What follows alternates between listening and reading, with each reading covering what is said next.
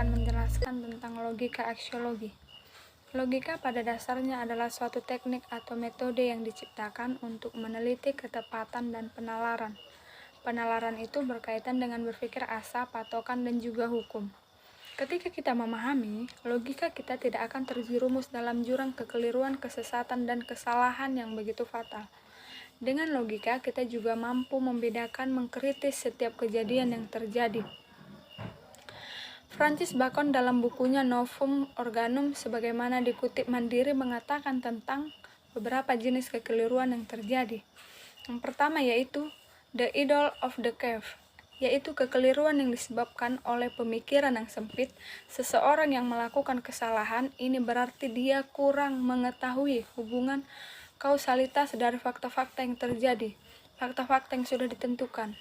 Yang kedua, the idol of the tribe, yaitu kesesatan yang disebabkan oleh hakikat manusia yang secara individu merasa dirinya dari suku, bangsa, dan ras tertentu. Hal ini terjadi karena kurangnya kedekatan pada perbedaan antar budaya. Yang ketiga, the idol of the forum, yaitu kesalahan karena kurangnya penguasaan bahasa sehingga pada gilirannya akan mengurangi kemampuan dalam memilih kata-kata dan menggunakannya secara tepat untuk mengungkapkan suatu kebenaran yang terjadi. Yang berikutnya adalah etika. Etika bertujuan supaya manusia dapat mengetahui dan sanggup bertanggung jawab akan hal yang kita perbuat, akan hal yang telah kita perbuat atau hal yang sudah kita lakukan. Pada etika, nilai kebaikan dan tingkah laku manusia menjadi sentral persoalan, yaitu tingkah laku yang terpenuhi dan tanggung jawab dalam segala hal.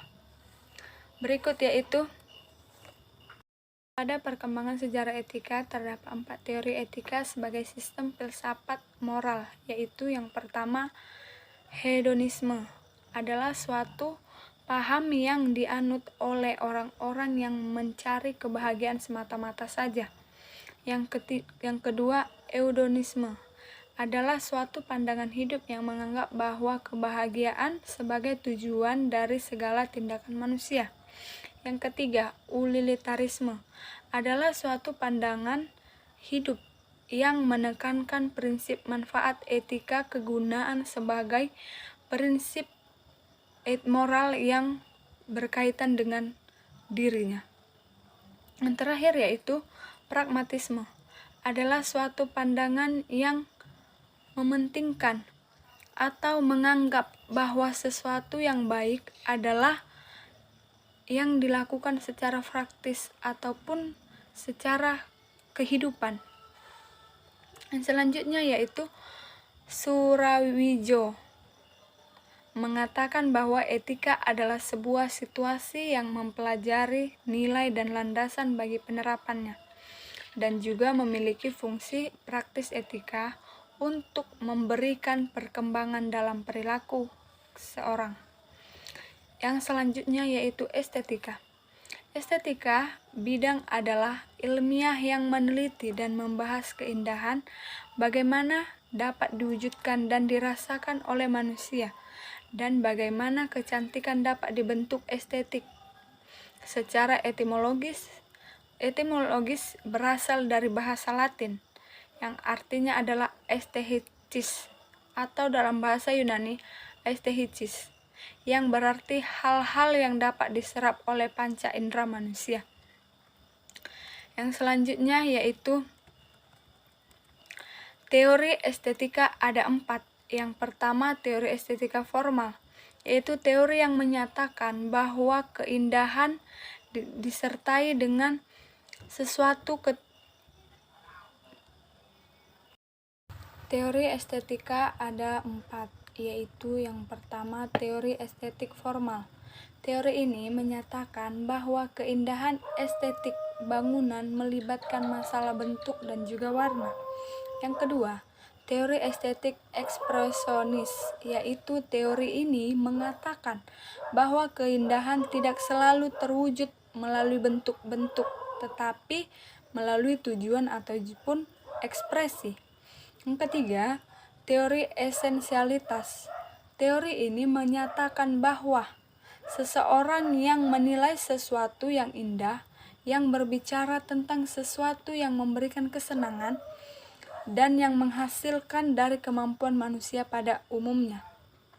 Dan yang terakhir adalah teori bentuk tujuan. Ini menyatakan setiap bentuk seni adalah hasil dari aktivitas manusia yang memiliki tujuan dan orang-orang untuk menciptakan seni dengan adanya tujuan.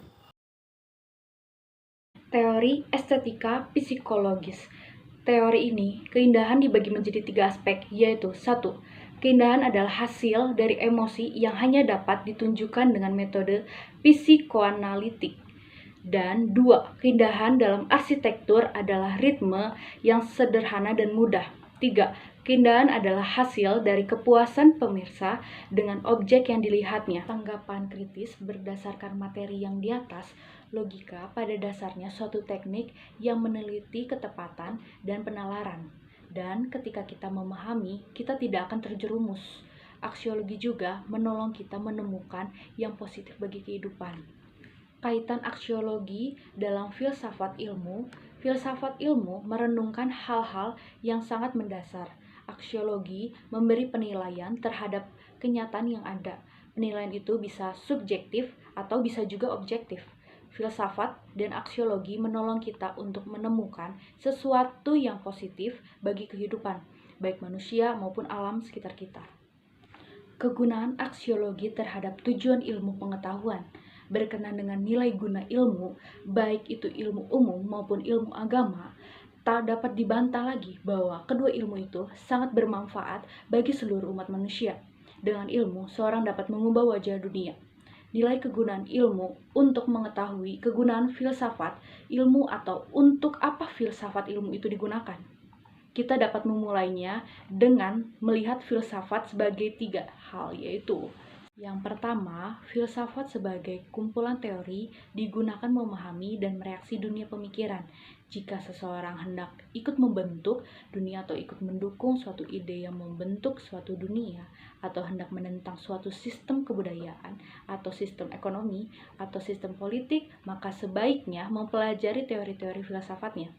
Inilah kegunaan mempelajari teori-teori filsafat ilmu. Yang kedua, filsafat sebagai pandangan hidup. Filsafat dalam posisi yang kedua ini, semua teori ajarannya diterima kebenarannya dan dilaksanakan dalam kehidupan.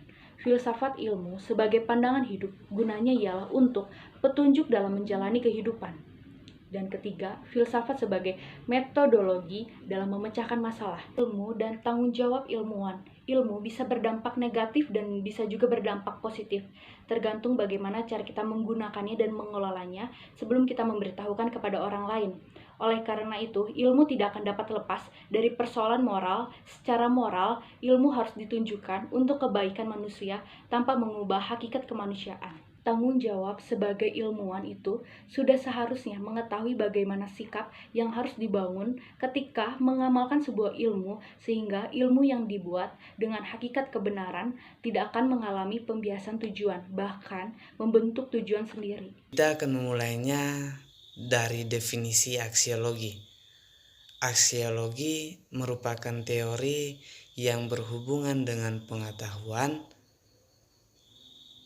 Realitas merupakan sebuah perkara di mana pemikir klasik mengartikan kesesuaian antara nalar dan realitas.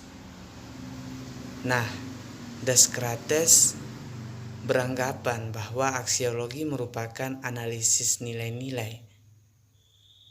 Maksud dari analisis ini ialah membatasi arti, ciri-ciri, asal, tipe, kriteria, dan status epistemologis dari nilai-nilai itu.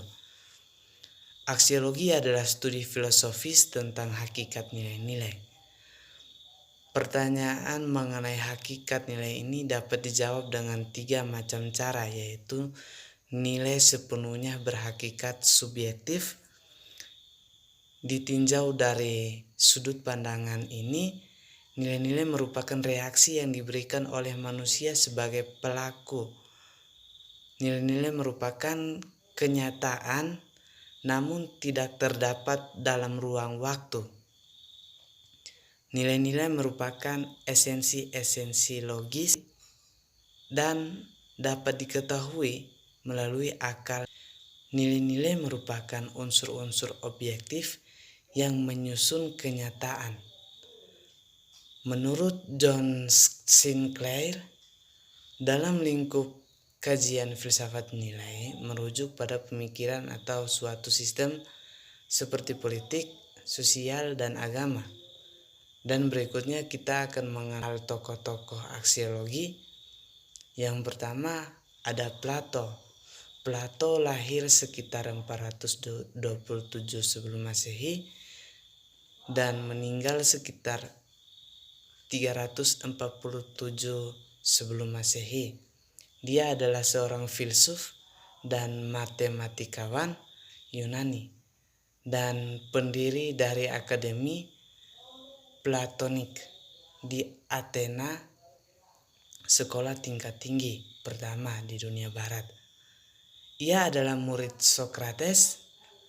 Pemikiran Plato pun banyak dipengaruhi oleh Sokrates. Plato adalah guru dari Aristoteles. Karyanya yang paling terkenal ialah Republik, yang dalam bahasa Yunani yaitu Politeia, yang artinya adalah negeri, yang di dalamnya berisi uraian garis besar pandangannya pada keadaan ideal. Dia juga menulis hukum dan banyak dialog di mana Sokrates adalah peserta utama. Salah satu perumpamaan Plato yang termasyhur adalah perumpamaan tentang orang di gua. Cicero mengatakan Plato es martus. Plato meninggal ketika sedang menulis. Dan yang berikut yang kedua ada Thomas Aquinas. Dilahirkan di dekat Napoli, Italia, dalam keluarga bangsawan. Aquina, ayahnya ialah Pangeran Landolf.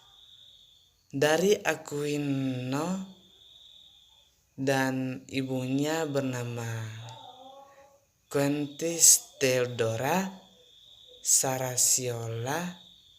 Kedua orang tuanya adalah orang Kristen Katolik yang saleh. Thomas pada umur 5 tahun diserahkan ke biara Benedictus di Monte Cassino agar dibina untuk menjadi seorang biarawan. Setelah 10 tahun Thomas berada di Monte Cassino, ia dipindahkan ke Naples. Di sana ia belajar mengenai kesenian dan filsafat. Pada tahun 1239 hingga ke 1244. Dan yang berikut ada René Descartes, lahir di La Haye, Prancis 31 Maret 1596 dan meninggal di Stockholm, Swedia 11 Februari 1650 pada umur 53 tahun. Juga dikenal sebagai Renatus Cartesius. Dalam literatur berbahasa Latin, merupakan seorang filsuf dan matematikawan Prancis. Karyanya yang terpenting ialah Discours de la Méthode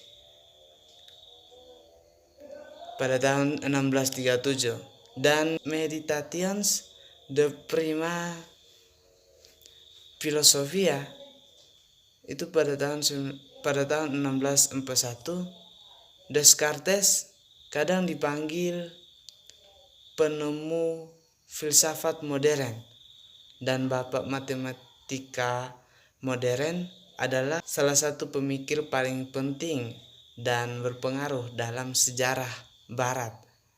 Dia menginspirasi generasi filsuf kontemporer dan setelahnya mereka untuk membentuk apa yang sekarang kita kenal sebagai rasionalisme kontinental, sebuah posisi filosofikal pada Eropa abad yang ke-17 dan 18. Ada Lawrence Bagus tahun 2002 dalam bukunya Kamus Filsafat menjelaskan tentang nilai, yaitu sebagai berikut. Yang pertama, nilai dalam bahasa Inggris yaitu value, bahasa Latin valere, berguna, mampu, akan, berdaya, berlaku, dan kuat. Yang berikut ada nilai. Nilai ditinjau dari segi hakikat adalah kualitas sesuatu hal yang menjadikan hal itu dapat disukai, diinginkan, berguna, atau dapat menjadi objek kepentingan. Itu yang kedua. Yang ketiga, nilai ditinjau dari segi keistimewaan adalah apa yang dihargai, dinilai tinggi, atau dihargai sebagai sesuatu kebaikan. Yang keempat, nilai ditinjau dari sudut ilmu ekonomi yang bergelut dengan kegunaan dan nilai tukar benda-benda material pertama kali menggunakan secara umum, yaitu nilai.